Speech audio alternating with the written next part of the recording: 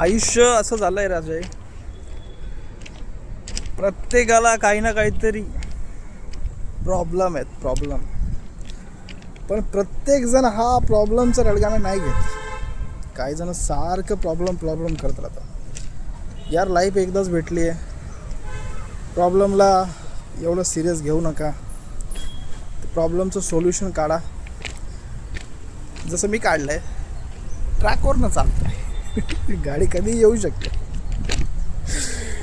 बघा विषय असा असतो. मी कसं सोल्युशन काढले, गाडी कधी पण येऊ शकते. या बाई याने पण काढलं, याचं काही खरं नाही. मी सांगितलं ना, मला तरी समजेल समोरून गाडी येऊ राहिली आणि मोबाईल याच्यासाठीच काढला आहे की पाठीमागून पण गाडी आली तर मला कळायला पाहिजे. असं काही नाही आहे. लाईफ एन्जॉय करा मित्रांनो. आयुष्य खूप सुंदर आहे आणि चांगलं पॉझिटिव्ह राहा नेहमी. निगेटिव्ह स्वतःबद्दल विचार करू नका आणि दुसऱ्याबद्दल करू नका, कारण की वाईब्स क्रिएट होतात.